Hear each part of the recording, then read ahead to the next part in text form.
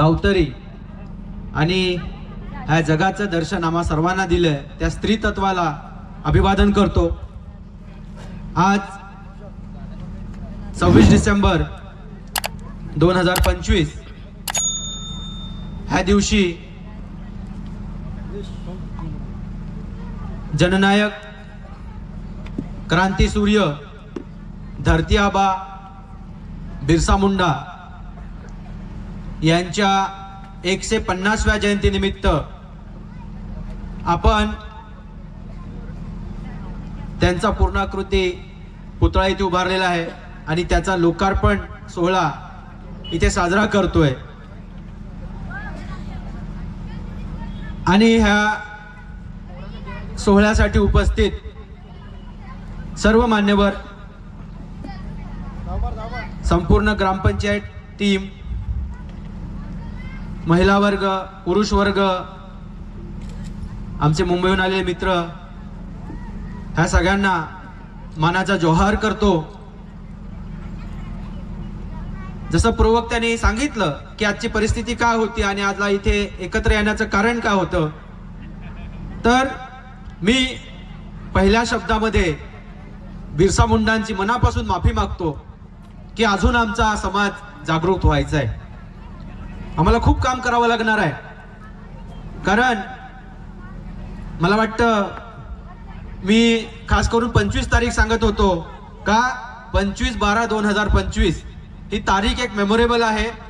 आणि बिरसा मुंडांनी जो उठाव केला, जो उलगुलान पुकारला, कारण त्यांना माहिती होतं की ब्रिटिश लोक हे जास्त करून ख्रिश्चन ह्याला मानणार आहेत आणि ते ख्रिसमसच्या निमित्ताने ह्याच्यामध्ये मशगूल असतात। आणि त्यावेळेला बिरसाने मोठा हल्ला केला रांचीमध्ये की ह्या गोष्टी आपल्याला सहज शक्य होतील।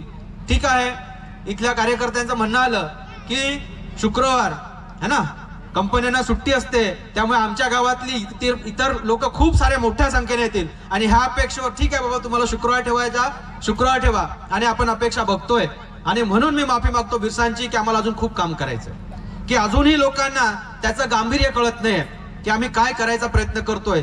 मागे तुम्ही क्रिकेटच्या माध्यमातून इथे कार्यक्रम घेतला होता, तिथेही मी म्हणलो होतो की फक्त हातात बॅट घेऊन फक्त खेळण्यासाठी नाही, ते जी जमीन आहे ज्याच्यावर तुम्हाला क्रिकेट खेळायचंय त्या वाचवण्यासाठी पण तुम्हाला यावं लागणार आहे। आज आमचा बाप बसलेला आहे, त्याचा चेहरा बघायला आम्ही खुश नाही आहोत, आम्ही कुठेतरी दुसरीकडे चाललेलो आहोत, ह्याचा विचार करण्याची वेळ आली। थोडके नाही, आता मी मॅडम कडून माहिती घेतली, किती लोकसंख्या आहे? 4000, बरोबर आहे। ह्या गावाची लोकसंख्या 4000 आहे, अजून आम्हाला किती गांभीर्य आहे ह्याचा आम्ही विचार करायला शिकलं पाहिजे। इथे कोणाचं लग्न नाही, कोणाचा व्यक्तिगत कार्यक्रम नाही, आम्ही ज्याला बाप बाप सांगतोय आणि मी नेहमी सांगतोय, ह्या देशातलं आदिवासींचं जे पण अस्तित्व आहे ते केवळ आणि केवळ बिरसा मुंडामुळे आहे, हे विसरून चालणार नाही।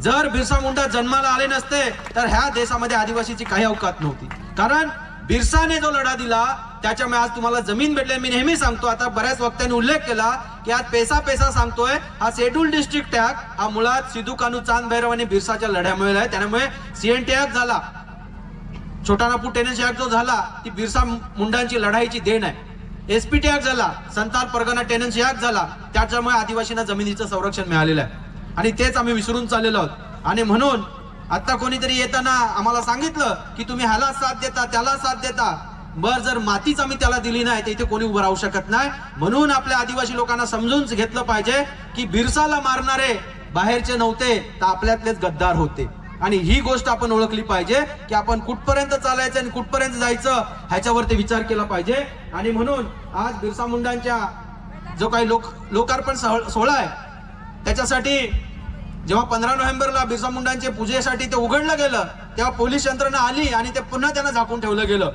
आणि आम्ही सांगतो अबुआ दिसू मबुआ राज, हमारे गाव में हमार राज। आणि म्हणून मी त्या मागे मीटिंगला सांगितलं की ते जमिनीवर इम्प्लिमेंटेशन करायला शिका, तर त्या कायद्याला अर्थ आहे। नाहीतर बिरसाने तर पैसा कायदा व्हायच्या आधी सांगितलं होतं हमारे गाव में हमार राज, हे तर आता आपण सांगतो 96ला, त्याच्या आधीच सांगितलं होतं। आणि म्हणून बिरसा मुंडांच्या निमित्ताने आपण समजलं पाहिजे, जसं सांगितलं कीर्ती मॅडमने, की फक्त पुतळा बसवला म्हणजे नाही, तर त्या बिरसांचे विचार हे आपल्या डोक्यामध्ये भिनले पाहिजेत। त्यांनी लढाई कशासाठी केली, आज पैसा कायदा असेल किंवा तुमचा FRA चा कायदा असेल, ह्या जंगलाचा अधिकार, जमिनीचा अधिकार, तुम्हाला स्वशासनाचा अधिकार हा बिरसाने दिलेला आहे, हे विसरून आपल्याला चालणार नाही. आणि म्हणून बिरसाच्या लढ्यामधून जे काय आपल्याला मिळालेलं आहे त्याच्या खऱ्या अर्थाने जमिनीवर उतरवायला शिकलं पाहिजे. आणि म्हणून सांगत होते पोलीस लोक, आम्ही हे करू ते करू. आम्ही त्या काल परवा पण गेलो, त्या डीवायएसपी मॅडमला शुभेच्छा दिल्या. मॅडम म्हटलं 24 डिसेंबर पेसा दिनाच्या तुम्हाला हार्दिक शुभेच्छा, कारण तुम्ही नोकरी निमित्त पालघरला जरी बसले असता तरी तुम्हाला पेसा क्षेत्रात काम करायचंय आणि हा कायदा तुम्हाला समजून घ्यावा लागणार आहे की तुम्ही तिथे जात असताना पेसामध्ये काय तरतूद दिलेलं आहे, आम्हाला काय स्वयंशासन आहे ते तुम्ही समजलं पाहिजे. ऊट सूट दांडकं घेऊन आमच्या गावात याची तुम्हाला गरज नाही. इथे काय कुठे मोठ्या बँका नाही, तिकडे कुठे काही दरोडे पडले नाहीत. आमचं स्वयंशासन आहे, आम्ही आमच्या पद्धतीने काम करतोय. गरज पडली तर आम्ही तुम्हाला विचारू, आणि तेही विचारायची गरज नाही कारण आम्ही स्वयंशासनामध्ये राहतो. आणि म्हणून त्या निमित्ताने खऱ्या अर्थाने आपल्याला आपलं, कारण तेव्हा गेलो काल गृह विभागाकडे गेलो, त्याने पहिला प्रश्न केला, तुम्ही तर 26 तारखेला उद्घाटन ठेवलेलं आहे, मग काय तुमच्याकडे परवानगी आहे का? मी एका शब्दात सांगितलं, काय सांगितलं? हमारे गाव में हमार राज. तुम्ही पण आमच्या उद्घाटनाला या. आम्ही त्या गृह विभागाला सांगितलं का त्या उद्घाटनाला तुम्ही पण. अशा पद्धतीने हा कायदा तुम्हाला जमिनीवर उतरायची गरज आहे की त्याशिवाय तुम्हाला कुठलंही गत्यंतर नाही. आज कायदे होत आहेत आणि मी तुम्हाला इथे नमूद करतो, भले तुम्ही ग्रामपंचायतच्या माध्यमातून इथे सगळ्या गोष्टी करत असाल, पण ही जी लढाई आहे ते एका तत्वामुळे आपण जिंकलेलो आहे. ती ग्रामपंचायतमुळे नाही तर कशामुळे? ग्राम सभेमुळे. हे डोक्यात पक्क फिट करा.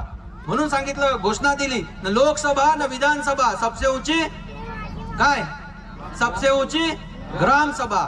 आणि ही ताकद त्या लोकसभेच्या कायद्यापेक्षा आणि विधानसभेच्या कायद्यापेक्षा मोठी आहे. म्हणून मी नेहमी उदाहरण सांगतो, आज तुमच्या आजूबाजूला कंपन्या असतील, एखादी कंपनी आली, खदान आली, काही पण आलं तर पहिली परवानगी कोणाची पाहिजे?